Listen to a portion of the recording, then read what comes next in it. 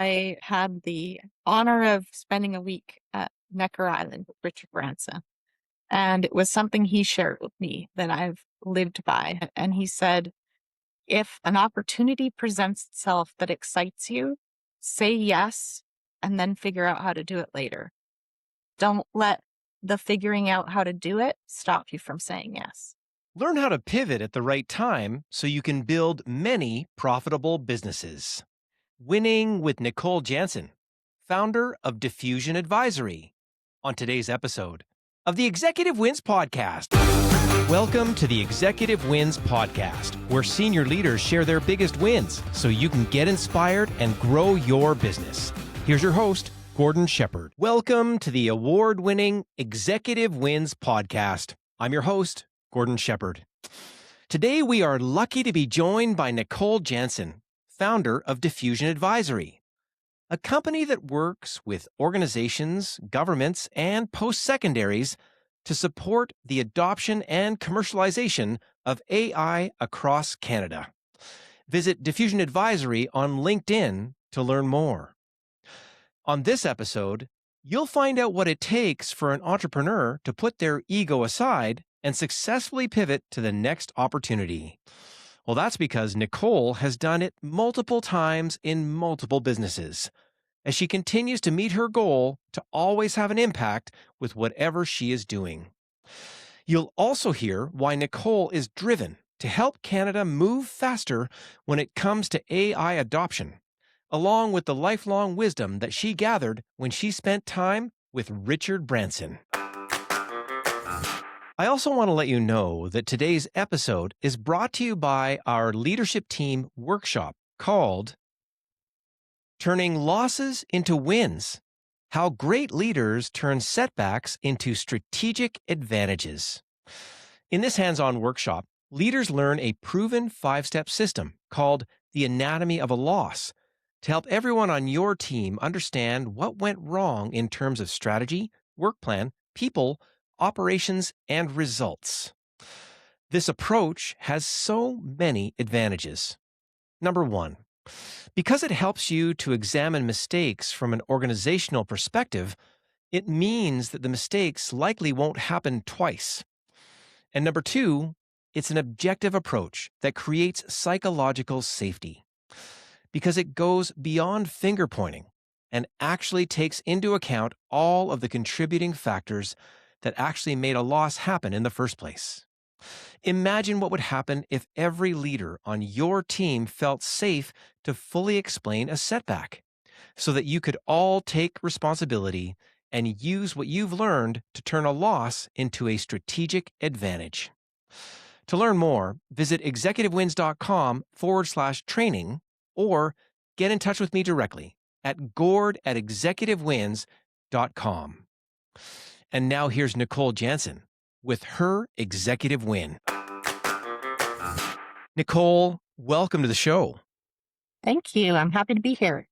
Well, it is just so lucky to have you here for our audience because of the pedigree. You've been through such a wide variety of sort of entrepreneurial ventures through your time, and you've been in many success stories. So you know what it takes to be in the tough spots, but you also know what it's like to be successful through the career that you've had. And we're going to learn a little bit about that here as we go along. So we're just grateful to have you here because so many leaders are going to learn from you here today. But if you had to introduce yourself, what would you say? It feels like it changes a lot, but I would say I'm a serial entrepreneur. And what I'm currently passionate about is enabling Canada to achieve its full potential with AI.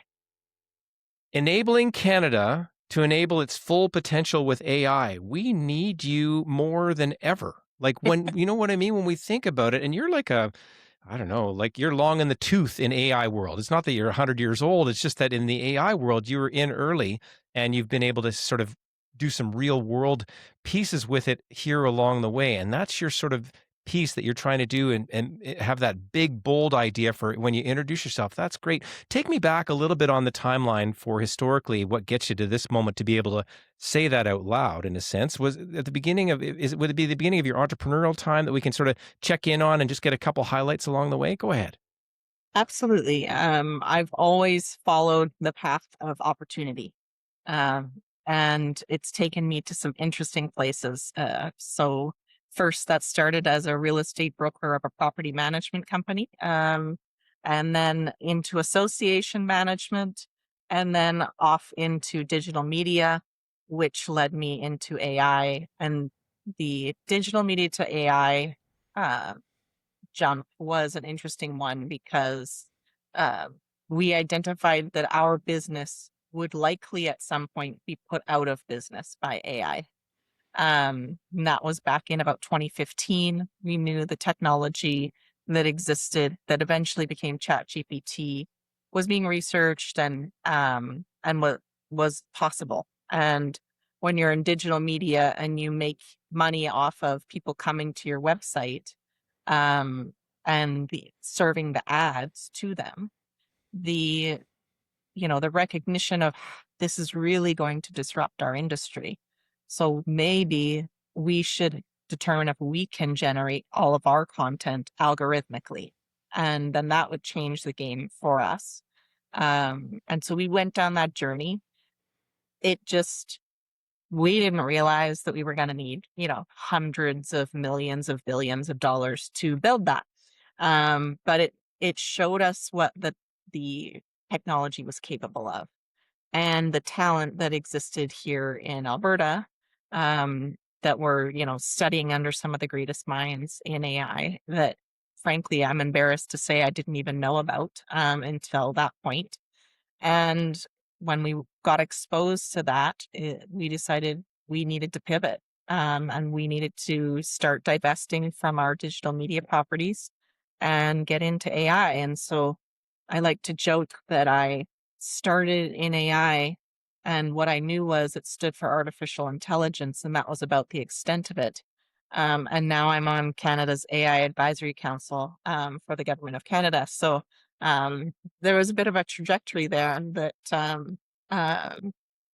like to say anybody can learn about AI. You don't have to have a technical background. This is something that everybody's capable of being But involved in. we're hearing a little bit about you and your disposition. Like you're not afraid to pivot at all. You're not the entrepreneur who gets stuck on a dream. You're like, nope, time to change. Oh, got to change that. Oh, where's the puck going? Where's that trend? How can we follow it? And then through being part of Alta ML, you had a real success story there that you built up through there, and now leading even to this one. And then how many more funny? I don't know how much more space LinkedIn's going to have there for all the different things that you're going to do along the way as you kind of do your thing, which is to be agile, adaptive, entrepreneurial, and then having that ability to not get stuck and move with where things are going and help to be an influencer there. Wow, we'll get a good sense of sort of that pedigree and history. And again, I hope people go to look up, all the wonderful big things that you've done along the way, but we get a good sense of you there. That's great. It always leads me to my first question in this type of interview. And I say, if you had to describe your biggest win, what would that win be and how would you describe it? I think my biggest win is that I'm able to identify opportunities and pivot. Because it takes agility. It's not the humans don't like change typically. And so being able to look at something you've built and be proud of it, but also recognize it's time to move on. I think that is probably my biggest win. That's probably an unusual thing. I think entrepreneurially, people fall in love with their babies in a sense. How have you managed to be uh, mature about it and know when it's time to move on? What would you say about yourself that you have that internal fortitude really to make that occur? I think part of it for me is really about impact. So if I am, you know, continuing to follow the opportunities and paying attention to the industry and the way things need to change, then that means that I can continue to grow my impact. I can grow my impact on the staff that we hire. I can grow my impact on, the clients that we work with. Um, you know, but if you sit and let, stay in love with a baby that is slowly dying, your impact will continue to shrink. And the impact is what's most important to me, and I think that's why I am able to make those pivots. And you're able to see these opportunities and find them, and that's a huge win, and obviously, you've been able to demonstrate that over and over again. It's not like you've gone through one pivot, it's you've been through multiple, and you big and industry shifts and following where that trend is going. That's great. Gets us into the anatomy of the win. What is the strategy, work plan, people, operations, and results behind this win? And if this win is finding opportunities, strategically, you've touched on it a little bit, like your vision, your mission, your values, and you wanna make an impact. You have goals that you would have along the way that would evolve as things evolve. Any sort of, when you think about the strategic highlight of getting this win, how would you describe it? A strategic highlight, probably, I think, you know, strat honestly, strategy is the thing that I fall in love with. And everyone always asks, "What's your superpower in business?" Strategy is mine, and I think continuing to focus on, that I love the playing to win model of strategy and focusing on how will we win at what we want to achieve, not just how will we do it or how can we be successful, but how will we win. And I think that focus also allows you to see when pivots are needed. It allows you to see when there are opportunities that maybe you didn't recognize before. Because if you're trying to win, that's a very different game than just playing the game. Interesting. How will we win? Do you have a moment where you've sat, I don't know, in a boardroom or in tears or whatever it is, where you're like asking yourself that question, how will we win? And you've gotten it to pay off for you. Is there sort of a moment you can take me to when you've asked that kind of question? I mean, I ask that question every day. Um, and, and that's part of it. Because if you're not going to see those opportunities. Um, but you know, even my most recent pivot to diffusion advisory, the, it was really about it's about Canada winning this time. Um, and knowing that Canada is falling deeply behind in AI, even though we developed this technology. And because my mind is always, it really loves that strategic thinking. I can see where our gaps are, and I know some of the things that we need to do to actually really change this trajectory. So I can either continue to run AltaML and just build that company and build that success, or I can say, hold on a minute, I have the potential to make an impact on Canada. And that's an impact that I want to make. And so I made a big shift recently and stepped away from AltaML operationally so that I could work with organizations, public sector, post-secondary to say we need to make some really big moves and we need to be bold. It's not impossible, but we better start. Or we're really going to fall behind and we aren't going to be competitive as a country. And so that that strategic thinking, that desire for impact, all of that really was a bit of an aha moment as I looked at we're building this company and the sales cycle in Canada is 18 months, but it's 4 months in the US.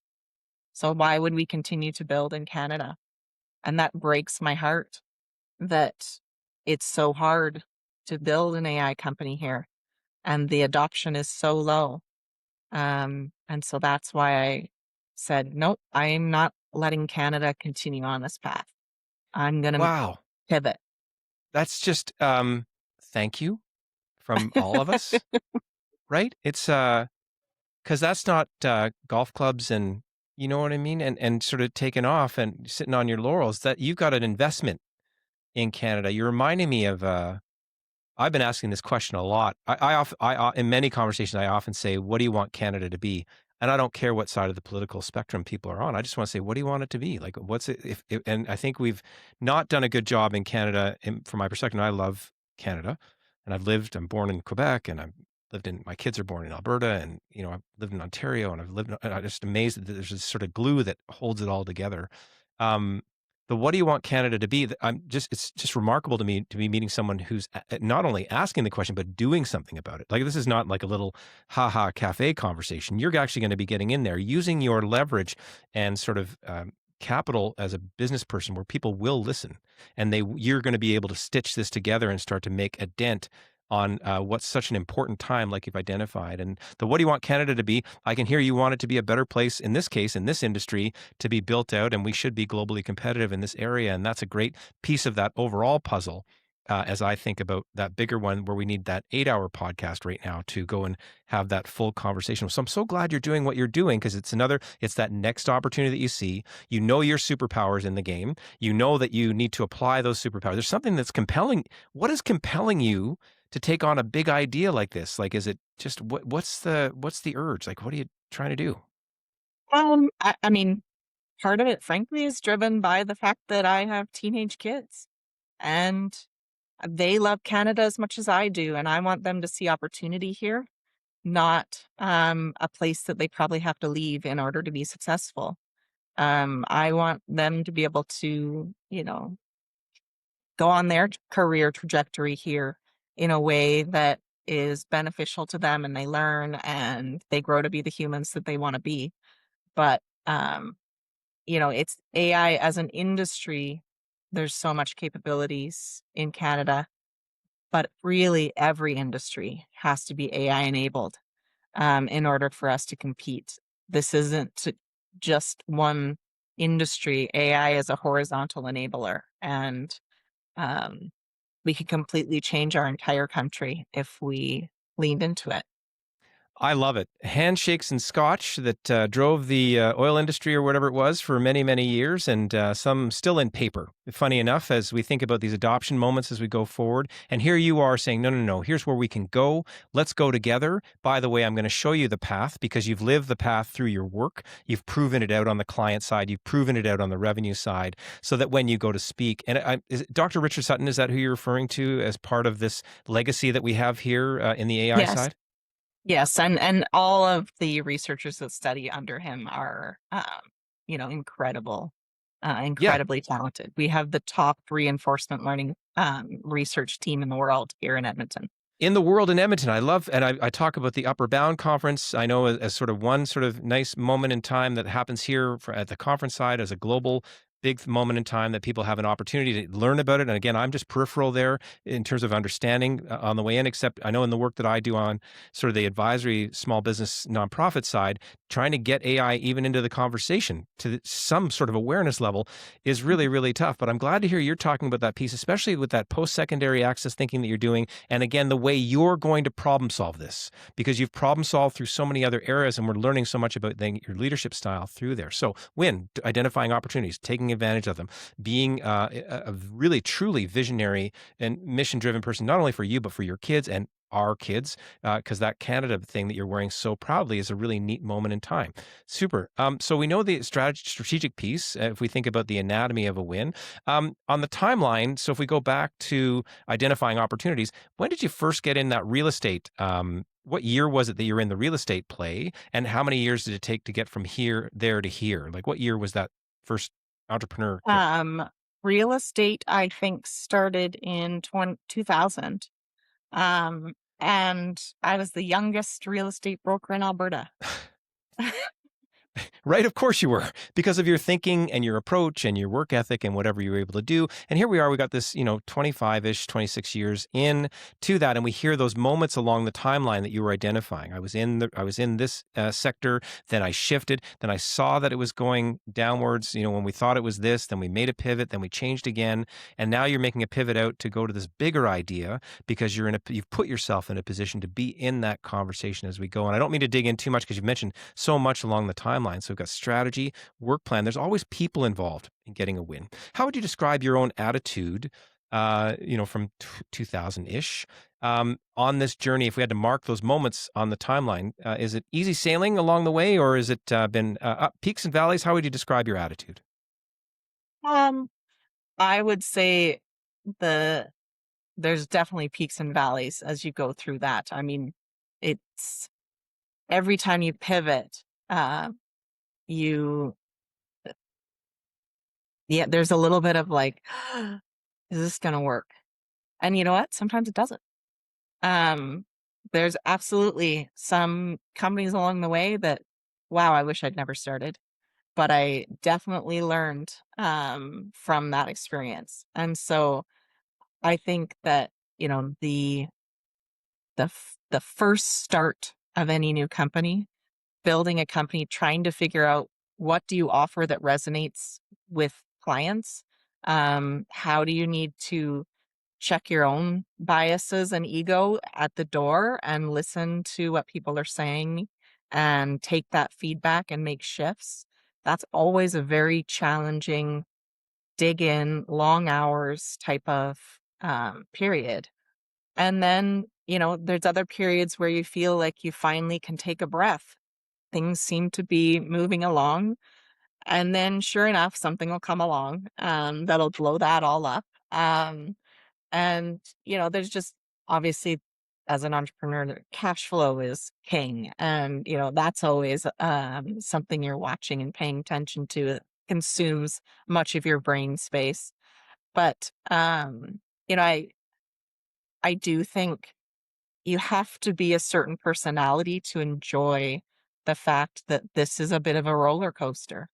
Um, I had a very brief stint as an employee. Like in my entire career post, graduating from university, I worked for someone else for 6 months and I was a terrible employee. Terrible. I told, my boss, as the newest person and youngest person in the company, that I could see that the trajectory of the company was that it was not going to last, and they needed to completely pivot their strategy in order to survive. Now, I'm not proud exactly to say that I was right, but the fact that I thought it was appropriate for myself, having just joined this company, just a brand new graduate, thinking that, that this would be a positive thing to bring up with, the CEO. It was not the right timing. So I knew from that 6 months I was not an employee kind of a person, and that Well, the we could roller certainly coaster was one I enjoyed. the roller coaster's your thing, and we can hear your attitude through there. It's funny to hear somebody who's kind of done enough pivots that you'd be good at them now. Like, there's one thing to do the first pivot, right? And then you said, "Well, and then we did some failures and this and that," but actually to get enough of them under your belt that it wouldn't be a new experience for you, I don't think, going through. Would you say that you've gotten better at those pivot moments along the way? What I've gotten better at is um, the I guess creating this space where you put so much of yourself in that if it fails, you see yourself as a failure. That's a hard one to get past. Where to me, taking a bet is a win. And even if it results in a failure, it's a learning. Um, and then being able to go out and take another bet, like that's something to be proud of. And I would say that's what's gotten easier is the beating yourself up when that bet you took didn't win. I'm always curious when the entrepreneurs they don't need a sledgehammer that day. They can just have the tack hammer when they sort of beat on their own brains or whatever that is. And that's what I hear you describing there. That's interesting. There's other people involved. I don't know. We don't need to make a laundry list, but who are some of the other key people? If identifying opportunities is the win that you're talking about, who are some of the other key people that have been, I'm going to say, supportive of you, uh, important to some of these things along the way? Any other that you'd like to mention that are a big part of that journey? Absolutely. I mean, my parents had entrepreneurial part of their careers were entrepreneurs, and I watched that, and that what had a big impact on me. My co-founder of both the digital media business and Altamel, Corey, was pivotal in making this happen. We did that together, and but honestly, every person that works for you in a company makes an impact on it. And so while there might be some main people that drove you, you can't accomplish any of these things without the people who are on your team. And those team members are what made it happen.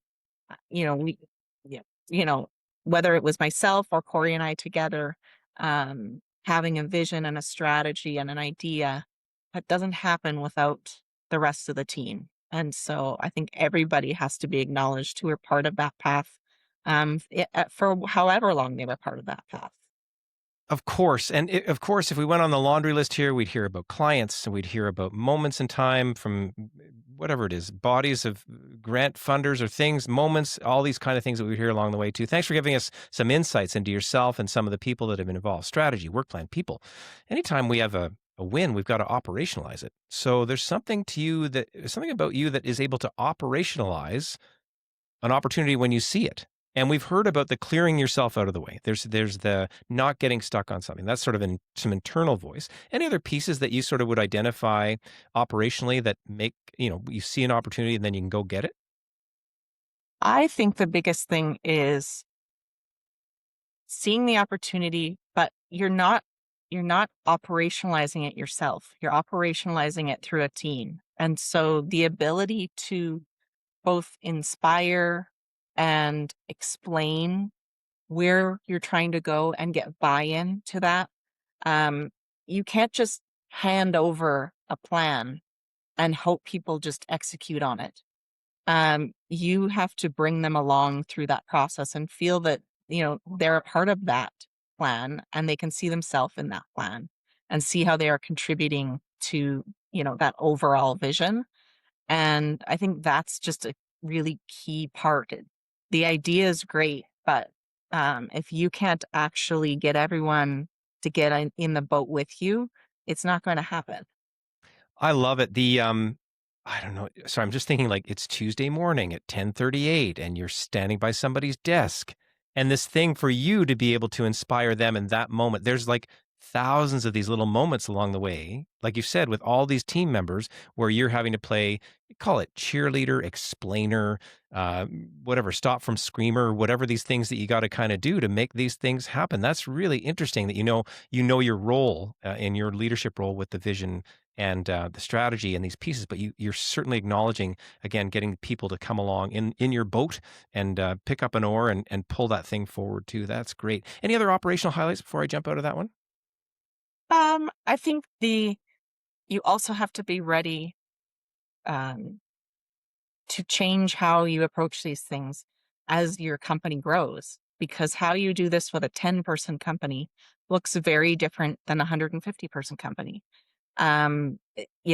You can't just go into the kitchen and mention something to somebody at the coffee machine and know that pretty much everybody will know it within 10 minutes. Like that, sometimes that, when the company is much smaller, it's very easy. And then later you have to be very thoughtful about your communication and that you're ensuring you're actually reaching everybody.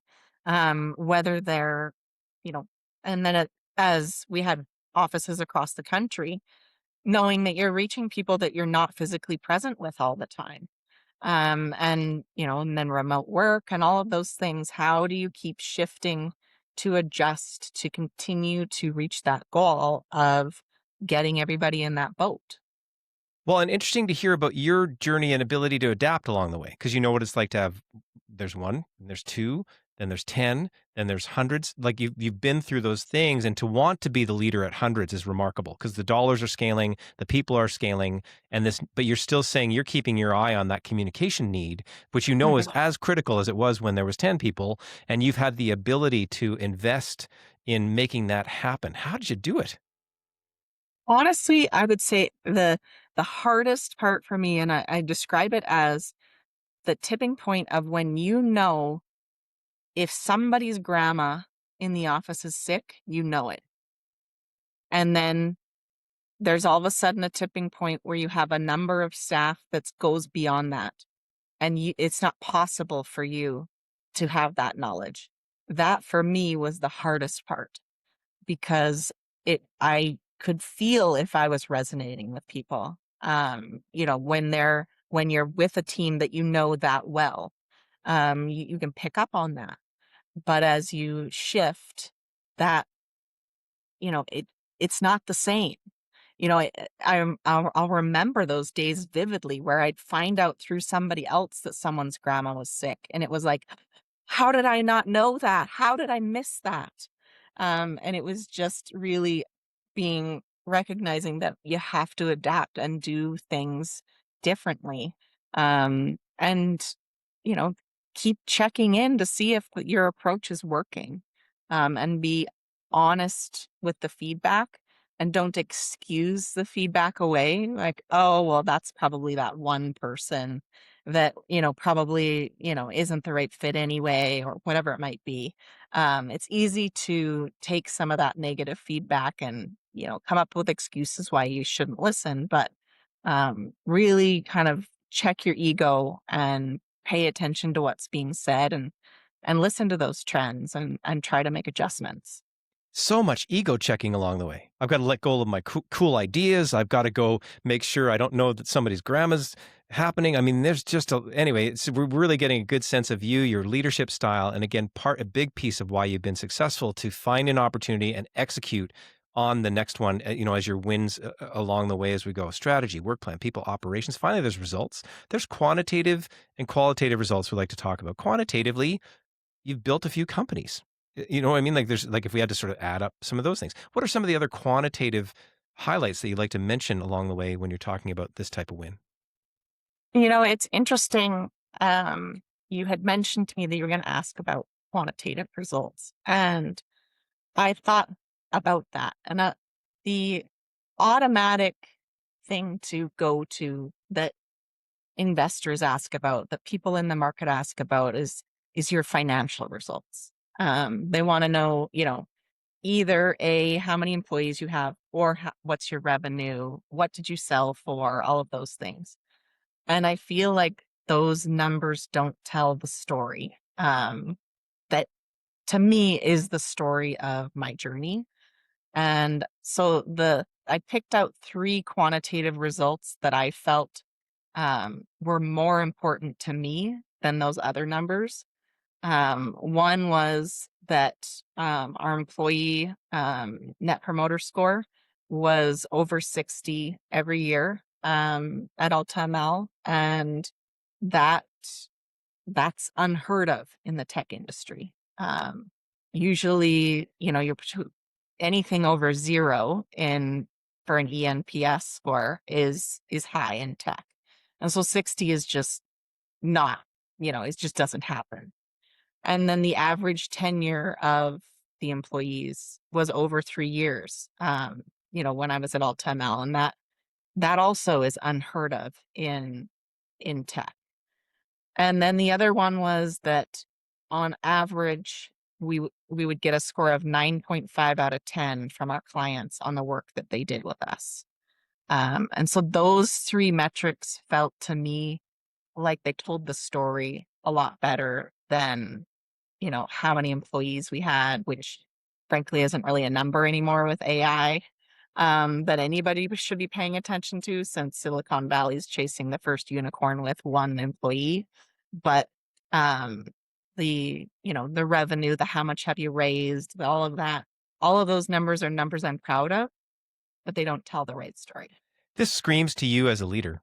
It's thank you so much for being so thoughtful about that. And funny enough, I would hope that the NPS score alone is highly investable. What do you mean you're the type of leader that in our industry created a condition like that where you can hear then that if turnover impacts a project, do you know what I mean? Like that type of thing, you would have been not having that same level of impact as you're going along. You knew a lot of grandmothers to make those things occur, right? You created a culture, and of course we hear the culture eating the strategy for breakfast, depending on which side of that sort of phrase you want to put yourself in. That really speaks to the way you lead. And it really Mhm. speaks to the way that you take advantage of opportunities along the way. And qualitatively, how's it feel to say, the wins opportunities and you got to this point and you've got this big idea now? Qualitatively, how's it feel at this point in time for you? It feels great. I look back and feel the impact and see the impact that I've made along the way, and I'm also inspired to continue to, you know, try and grow that impact. But one of my favorite impacts is the people that I've, had the honor of working with on my team, and the seeing them grow. And, one of my superpowers, I would say, is also identifying strengths in people that maybe they don't see in themselves, and helping giving them the opportunities to showcase those strengths. And to me, that's one of the biggest honors I've had as a leader, is that I've been able to do that. Interesting. So you've got the ability to look into someone and see the things they can't see themselves, put them in a position to act on those things to the benefit of then raising up the opportunity. And I don't hear dozens, this is hundreds of times, right? Whether through like that you've done this for the employment that you've created at a national scale and these types of things as well. Wow, that's just so wonderful. This is just a terrific interview because we're hearing I think you're in a unique position. I've interviewed over 60 people, certainly on this podcast, and I hear in the pieces that you've put together are very much a reflection of you. We'd have to go dig back into psychotherapy that sort of, what boiled all that up in terms of getting you to that moment where you then started to be able to act on that. But to be able to pivot successfully once is a big deal. To do it, half a dozen or more that you've done along the way, and then find success being able to do that along the way. That's a real capacity builder that we have Cheryl Watson was on from Junior Achievement Northern Alberta. Cheryl talked about the deficit of entrepreneurs that we have in upcoming in Canada. It's a wave of missing. There's a huge gap that we're doing. And here you are saying, no, I'm going to put a dent in that through the area where I can make an impact. You've got something about those kids that's inspiring you. And, I think about my kids they will have, my 25 and 22-year-olds, and think about what's that world, what's that Canada going to look like?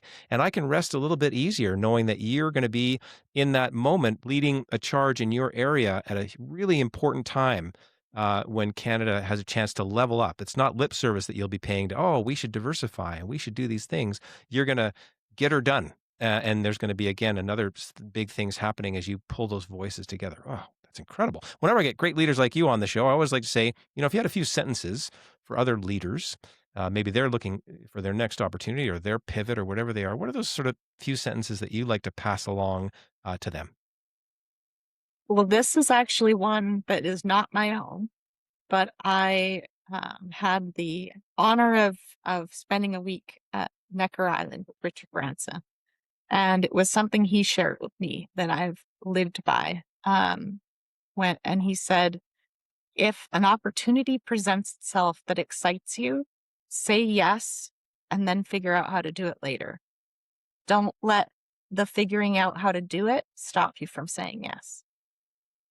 That's going to knock out all the perfectionism in those perfectionists, right? In terms of them sort of getting that moment right. And then that's going to allow them and enable them. And how nice to hear it from someone, again, who's also earned his place to say that, you could then say, oh, yeah, that makes a ton of sense. That's great. Well, thank you so much for taking the time to be so well prepared for this interview. Thank you for the big idea around Canada and helping Canada at this moment in time, and just really sharing a lot of insights into your leadership style and why it's led to the impact that you've been able to have. Thank you so much for being on the show.